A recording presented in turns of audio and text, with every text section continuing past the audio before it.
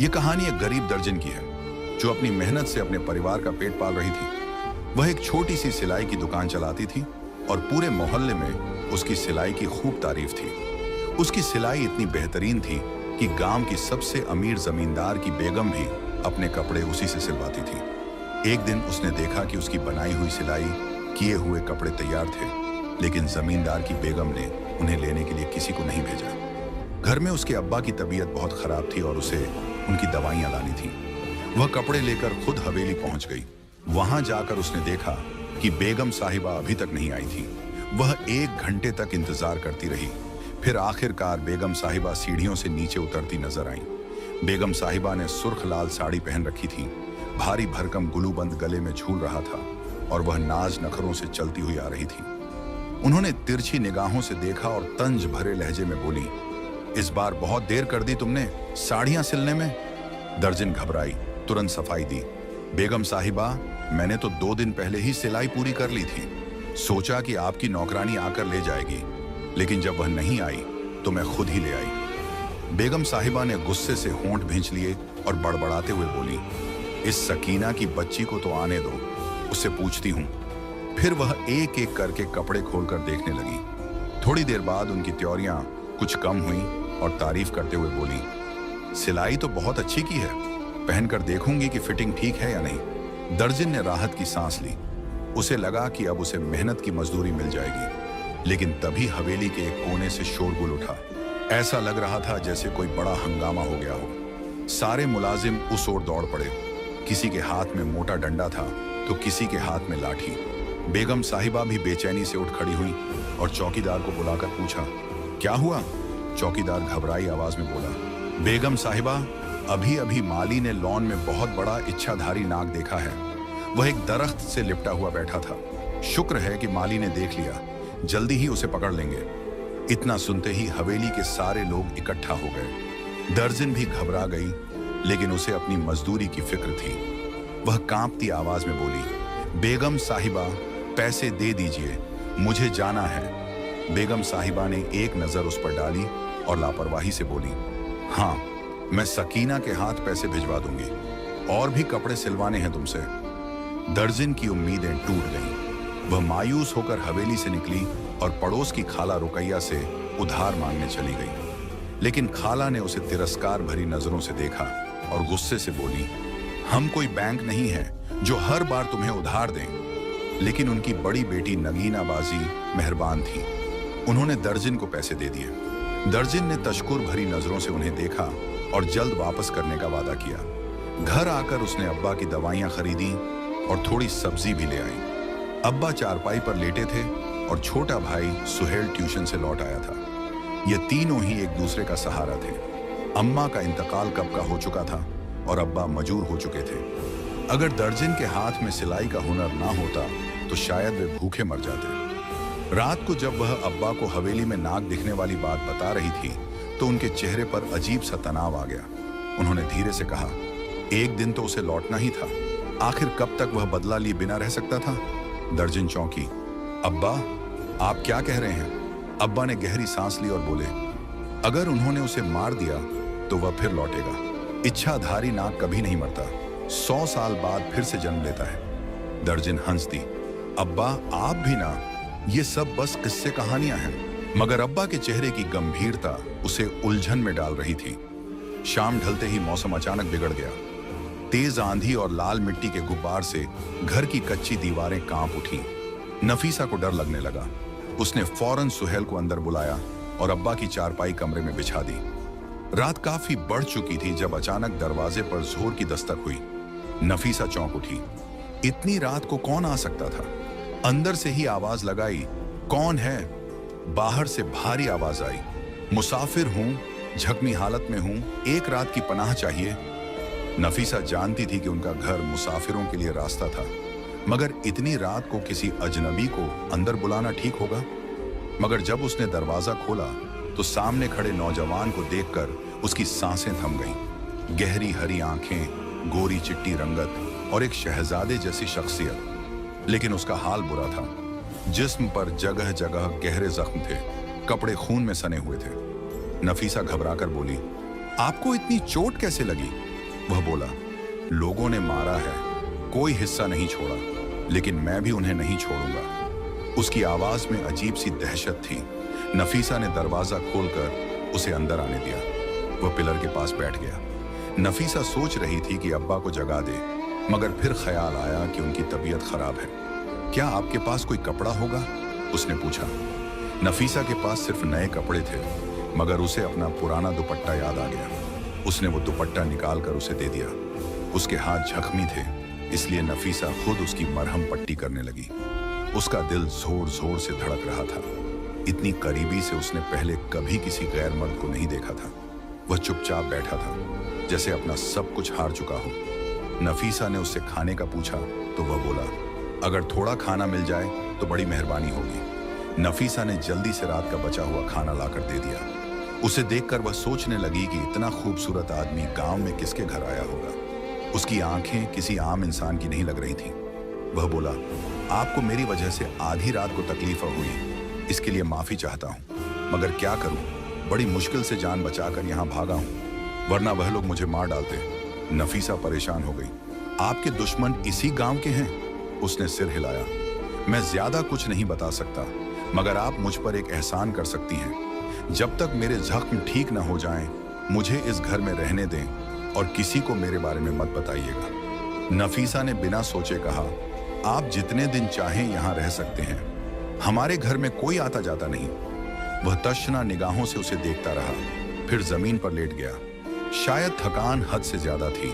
नफीसा भी उसकी तरफ देखते देखते सो गई। सुबह जब उसकी आंख खुली तो वह घबरा गई। घर में उस अजनबी का नामो निशान तक नहीं था। उसने तो कहा था कि वह 3 दिन रहेगा, फिर अचानक कहाँ चला गया? यही सोचते हुए वह अब्बा और सुहेल के लिए नाश्ता तैयार करने लगी, लेकिन उसका दिल बेचैन था। जब उसके अब्बा ने अचानक उसे आवाज दी, उसने चाय का प्याला रखा और उनके पास चली गई। अब्बा के चेहरे पर हैरानी थी। ये सहन में अजीबोगरीब निशान कैसे हैं? अब्बा ने गंभीर लहजे में कहा। नफीसा ने उनकी निगाहों की सीध में देखा तो सच में फर्श पर अजीब से निशान थे। उसने अनजान बनते हुए कहा, अब्बा न जाने किस चीज के हैं, आप ही बताइए, आप ज्यादा तजुर्बेकार हैं। अब्बा ने गहरी सांस ली और बोले, ऐसे निशान तो खेतों में दिखते थे, जहां नागों का बसेरा होता था। लगता है यहां से कोई नाग रंग कर गया है। अब्बा की बात सुनकर नफीसा के चेहरे का रंग उड़ गया, लेकिन अगले ही पल वह हंसने लगी। अब्बा, नाग हवेली में था, यहां नहीं। आप मुझे डराने की कोशिश कर रहे हैं। अब्बा ने संजीदगी से कहा, डरा नहीं रहा बेटा, मैंने अपनी जिंदगी में बहुत कुछ देखा है। ये निशान मुझे नागों के ही लगते हैं। नफीसा ने उनकी बात को हल्के में लिया, लेकिन उसके मन में कुछ सवाल उठने लगे। वह मन ही मन किसी और के बारे में सोच रही थी। आखिर वह कौन था? कहाँ चला गया? काश वह दोबारा लौट आए ताकि वह उसका नाम पूछ सके। इस बेचैनी के बीच उसने पड़ोस की खाला के बेटे की शादी के लिए कपड़े सिलने शुरू कर दिए। थोड़ी देर बाद खाला अपने कपड़े लेने आई। उन्होंने नफीसा को ध्यान से देखा और कहने लगी, तुझे तो सारी जिंदगी कमवारा ही रहना पड़ेगा। नफीसा हैरानी से उनकी तरफ देखने लगी। खाला ने ठंडी सांस भरी। देख, एक तरफ तेरा बाप मजदूर है, घर में खाने को कुछ नहीं। तेरा छोटा भाई अभी बच्चा है, ऐसे में तेरी शादी कैसे होगी? नफीसा ने धीमे स्वर में जवाब दिया, खाला, मुझे शादी की कोई जल्दी नहीं। मैं अपने अब्बा और भाई की जिम्मेदारी उठा लूं, यही मेरे लिए काफी है। खाला ने उसके सिर पर हाथ रखा। अल्लाह तुझे हिम्मत दे बेटी, लेकिन तुझे देखकर रहम आता है। नफीसा ने उनकी बातों पर कोई जवाब देना जरूरी नहीं समझा। उसे इस तरह की बातें सुनने की आदत हो गई थी। शाम को सुहेल ट्यूशन से लौटा और कहने लगा, बाजी ट्यूशन वाली फीस मांग रही थी। नफीसा ने उसकी तरफ देखा और सिर हिलाकर कहा, 1-2 दिन में मिल जाएगी। उसे मालिक पर गुस्सा आ रहा था, जिसने अभी तक नौकरानी के हाथ पैसे नहीं भिजवाए थे। शायद उसे फिर से जाना पड़ेगा। रात के वक्त जब वह कपड़े सिलाई कर रही थी, तभी उसके पीछे से एक धीमी मगर जानी पहचानी आवाज आई, कैसी हो तुम? वह चौंक गई। उसने गर्दन घुमाई और देखते ही उसके होश उड़ गए। वही नौजवान उसके सामने बैठा था। नफीसा घबराई हुई बोली, तुम अंदर कैसे आए? उसने दरवाजे की तरफ इशारा कर दिया। दरवाजा खुला रह गया था। नफीसा के पैरों तले जमीन खिसक गई। उसने तो सुहेल को ताकीद की थी कि दरवाजा अच्छी तरह बंद कर दे। घबराते हुए उसने जल्दी से दरवाजा बंद कर दिया। तुमने कहा था कि 3 दिन तक यहीं रहोगे, फिर कहाँ चले गए थे? नफीसा ने पूछा। नौजवान हल्का सा मुस्कुराया। तो तुम मेरा इंतजार कर रही थी? नफीसा को उसकी बात पर शर्मिंदगी महसूस हुई। शायद उसने उसकी बेचैनी को भांप लिया था। फिर उसने धीमे लहजे में कहा, मैं तुम्हारी भलाई के लिए ही चला गया था। अगर इस घर में किसी ने मुझे देख लिया तो मुश्किल खड़ी हो जाएगी। नफीसा उसे देखते हुए बोली, क्या तुम्हें कुछ खाने के लिए चाहिए? नौजवान ने हाँ में सिर हिलाया। अगर थोड़ा सा दूध मिल जाए तो। नफीसा ने बिना कुछ कहे अब्बा के लिए रखा हुआ दूध लाकर उसे दे दिया। उसने देखा कि वह दूध इस तरह पी रहा था जैसे उसे इसकी सख्त जरूरत थी। दूध खत्म करके उसने खाली प्याला लौटाते हुए कहा, तुम बहुत मेहरबान लड़की हो। नफीसा उसकी बात सुनकर चुप रही, मगर मन में बहुत कुछ चल रहा था। वो उससे पूछने लगी, तुम्हारे दुश्मन कौन हैं? मुझे बताओ, मैं तुम्हारी मदद कर सकती हूँ। नौजवान ने नफीसा की बात को टालते हुए कहा, नहीं, मुझे अपना बदला खुद लेना है, बस थोड़ा वक्त चाहिए। नफीसा उससे बातें करने में इतनी मसरूफ थी कि उसे अब्बा की आवाज सुनाई ही नहीं दी। मरियम, मरियम बेटी, इधर आओ। अब्बा की आवाज आई। नफीसा घबराकर उठी और अंदर चली गई। अब्बा कहने लगे, बेटा, इतनी देर से देख रहा हूं, बाहर बैठकर किससे बातें कर रही हो? तुम्हारी आवाज तो साफ सुनाई दे रही थी। नफीसा का दिल जोरों से धड़कने लगा। उसने सहन में झांका, लेकिन वहां कोई नहीं था। वह कहीं चला गया था। जल्दी से खुद को संभालते हुए उसने कहा, अब्बा, किसी से नहीं, आपको वहम हुआ होगा। अब्बा बेचैनी से बोले, नहीं, मैंने देखा, ऐसा लग रहा था जैसे कोई तुम्हारे सामने बैठा है। नफीसा ने बड़ी मुश्किल से उन्हें समझाया कि उन्हें कोई वहम हुआ है। जब अब्बा सो गए तो वह फिर सहन में आई, मगर वहां कोई नहीं था। उसे दुख हुआ कि वह बिना बताए चला गया। सुबह जब नफीसा नाश्ता बना रही थी, तभी अब्बा की चिल्लाने की आवाज आई, मरियम, इधर आओ बेटी, ये देखो, आज फिर वैसे ही निशान हैं। नफीसा बाहर आई तो देखा कि वहीं अजीबो गरीब निशान सहन में फैले हुए थे। पलटकर देखा तो हैरान रह गई। वह उसके सामने खड़ा था। उसकी आंखों में वही चमक थी जो हमेशा नफीसा को बेचैन कर देती थी। वह मुस्कुराते हुए बोला, जहां तुम जाओगी वहां मैं भी पहुंच जाऊंगा। नफीसा ने उसे सवालिया नजरों से देखा और बोली, तुम हवेली क्यों नहीं जा सकते? क्या वहां किसी से दुश्मनी है? उसने सिर हिला दिया और बोला, जल्द ही तुम्हें सब पता चल जाएगा, लेकिन जब तक सच्चाई सामने आएगी हो सकता है कि मैं इस गांव में ना रहूं। नफीसा ने घबराकर कहा, खुदा ना करे तुम हमेशा यहीं रहो। उसके दिल की धड़कनें तेज हो रही थीं, लेकिन वह जल्दी से हवेली की ओर बढ़ गई। जैसे ही हवेली पहुंची, मालकिन ने उसे देखकर कहा, मैं तुम्हारे पैसे देना भूल गई थी। आजकल हवेली में बहुत परेशानियां चल रही हैं। वह सिर पकड़कर बैठी थी और सकीना को आवाज दी, जाओ मेरे कमरे से पर्स उठा लाओ। सकीना ने नफीसा को गुस्से से देखा और जब नफीसा बाहर निकली तो पीछे से बोल पड़ी, तुझे अब भी सुकून नहीं? हवेली में इतनी परेशानियां हैं और तू अपने पैसे लेने आ गई। नफीसा ने तमतमाते हुए कहा, शर्म कैसी, मैं घर चलाने वाली हूं, हमारे घर में खाने के भी लाले पड़े हैं। सकीना फिर ताने देते हुए बोली, यहां तो मालकिन को अपने बेटे और शौहर की पड़ी हुई है, पूरा खानदान खतरे में है। मालकिन बार बार कहती रहती है कि जिसका डर था वही हुआ। 3 दिन से हवेली में किसी ने कुछ नहीं खाया। नफीसा यह सुनकर और भी परेशान हो गई। आखिर ऐसी कौन सी आफत आ गई थी कि हवेली के लोग खाने तक से दूर हो गए थे। जब वह घर पहुंची तो देखा कि चाचा फजलदीन अब्बा के पास बैठे थे। वे हवेली के मुलाजिम थे और अक्सर अब्बा से मिलने आ जाते थे। दोनों धीरे धीरे बातें कर रहे थे। नफीसा ने सुना कि चाचा फजलदीन कह रहे थे, कल बहुत बड़े सपेरे को बुलाने वाले हैं। वो 7वें गांव में रहता है, 90 साल का हो गया है। वो जहां जाता है वहीं बता देता है कि नाग कहां छिपा है। नफीसा ये सब सुन रही थी और भीतर ही भीतर डर भी रही थी। अब्बा कहने लगे, बुरे काम का बुरा नतीजा होता है।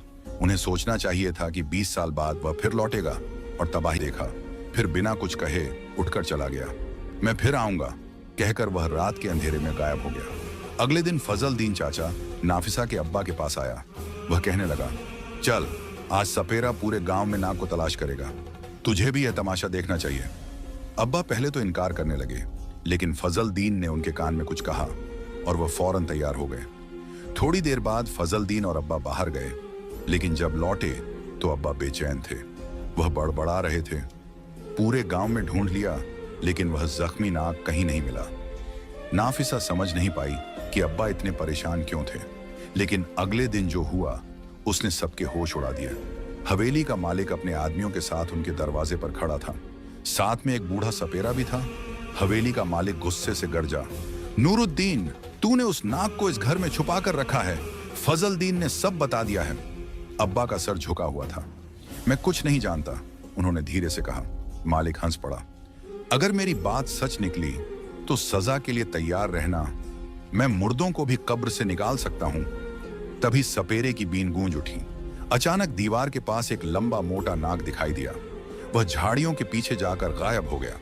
पूरा गांव उसके पीछे दौड़ा, लेकिन वह नहीं मिला। नाफिसा कांप रही थी। उसने अब्बा से पूछा, यह सब क्या हो रहा है? हवेली का मालिक आपको इस तरह क्यों कह रहा था? अब्बा ने गहरी सांस ली और बोले, क्योंकि मैं उसके बहुत से राज जानता हूं। नाफिसा हक्का बक्का रह गई। तो क्या आप एक सपेरे थे? अब्बा ने सर झुका लिया। यह 20 साल पुरानी बात है, जब इस गांव में मेरी और उस चौधरी की बहुत चर्चा थी। मैं एक बहुत बड़ा सपेरा था, लेकिन फिर एक हादसे के बाद मैंने यह काम छोड़ दिया। हमारा गांव उस जगह पर था जहां पर रेत जमीन में दर्जनों सांप और नाग रेंगते नजर आते थे। उसी वक्त हवेली भी नई नई तामीर हुई थी, लेकिन हवेली के एक खुफिया कोने में एक नाग जोड़ा भी आबाद हो गया। वे दोनों अपनी दुनिया में मगन थे, न जाने वहां कौन सी तपस्या कर रहे थे। लेकिन हवेली के मालिकों ने उन्हें देख लिया। वे उस नाग जोड़े को जान से मारना चाहते थे, क्योंकि नाग का खौफ हर किसी इंसान के जहन में था। मैं हर वक्त अपने अब्बा के साथ रहता था। मुझे आज भी वह दिन याद है जब हवेली के मालिक ने अब्बा को बुलाया था। वे अब्बा से कहने लगे कि तूने इस जोड़ी को खत्म करना है। अब्बा ने साफ इनकार कर दिया और कहने लगे, हरगिज नहीं, मैं यह काम नहीं कर सकता। अगर एक नाग मरता है तो उसकी नागिन सदियों तक तुम्हारा पीछा करेगी, और अगर नागिन मरती है तो वह नाग तुम्हारा पीछा कभी नहीं छोड़ेगा। कभी ना कभी लौटकर जरूर वापस आएगा। अब्बा ने उनकी बात मानने से इनकार कर दिया तो हवेली के मालिकों को भी शदीद गुस्सा आ गया। उस वक्त तो वे चुप हो गए, वहां से चले गए। मैं अब्बा को तसल्ली दे रही थी कि ऐसा कुछ नहीं होगा। जब हमने कुछ किया ही नहीं है तो फिर लोग हमारा कुछ नहीं बिगाड़ सकते। अब्बा के चेहरे पर भी कोई फिक्र, कोई गम नहीं था।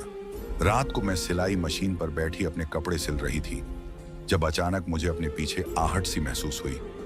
मैंने देखा सब्ज आंखों वाला वो खूबसूरत नौजवान मेरे पीछे ही बैठा था। तुम यहां क्या कर रहे हो? मैं हैरान होकर उससे कहने लगी। वह कहने लगा, मैं तुमसे आखिरी बार मिलने आया हूं। यह सुनकर मेरी आंखों में आंसू आ गए। मैं उसे कहने लगी, क्या तुम यह गांव छोड़कर जा रहे हो? उसने कहा, हाँ, मैं यह गांव छोड़कर जा रहा हूं, क्योंकि मेरा इंतकाम पूरा हो गया है। सुबह तक उस हवेली में हंगामा मचा होगा। लेकिन क्या तुम यह जानना नहीं चाहोगी कि मैं कौन हूं और तुम्हारे सामने बार बार क्यों आता रहा? उसकी बात सुनकर मेरा दिल धड़कने लगा। मैं उसे कहना चाहती थी कि यह मेरे दिल की आवाज थी।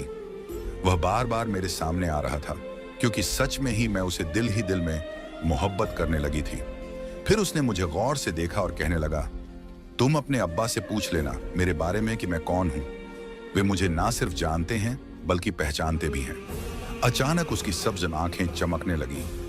इसके धोखे में मत आओ बेटी, ये इंसान नहीं बल्कि एक इच्छाधारी नाग है। अचानक मेरे पीछे अब्बा की आवाज सुनाई दी। मैं खौफजदा होकर पलटी तो अब्बा मेरे पीछे ही खड़े थे। तभी मैं उसकी सब्ज चमकती आंखों को देखकर हैरान रह गई। उसकी आंखें रंग बदल रही थीं, लेकिन वह अब्बा को मोहब्बत भरी नजरों से देख रहा था। तभी वह अब्बा के सामने जाकर खड़ा हुआ और कहने लगा, नूरदीन, तूने पहले भी मेरी जान बचाने की कोशिश की थी और आज भी तूने मेरी जान बचाई। इसके लिए मैं तेरा शुक्रगुजार हूं। लेकिन तू मेरी नागिन को ना बचा सका। तेरी वजह से वह मर गई, लेकिन यह बाद में मुझे पता चला कि तूने उसे बचाने की कोशिश की थी। मुझे अफसोस है कि मैंने अपना जहर तेरे जिस्म में छोड़ दिया था, लेकिन तू बच गया। यह तेरी खुशनसीबी थी। अब मैं जा रहा हूं। तेरी ये बेटी बहुत ही अच्छी है। मैं चाहता हूं कि इसकी किस्मत भी इसी के जैसी खूबसूरत हो। मैंने तुम्हारे साथ जो किया उसका अज्र तो मैं नहीं दे सकता, लेकिन जाते जाते तुम्हारे घर में एक चीज छोड़कर जा रहा हूं जो तुम्हारे लिए और तुम्हारी बेटी के लिए बेहतरीन साबित होगी। यह कहते ही उसने एक आखिरी नजर मुंह पर डाली और अचानक ही नाग बनकर उस घर से इस तरह रेंगता हुआ चला गया जैसे वह कभी आया ही नहीं था। मैं वहीं सन्न खड़ी थी। मुझे अभी तक यकीन नहीं आ रहा था कि मेरे सामने आने वाला वह खूबसूरत नौजवान जो हमारे ही घर में हर वक्त मौजूद रहता था, एक इच्छाधारी नाग था।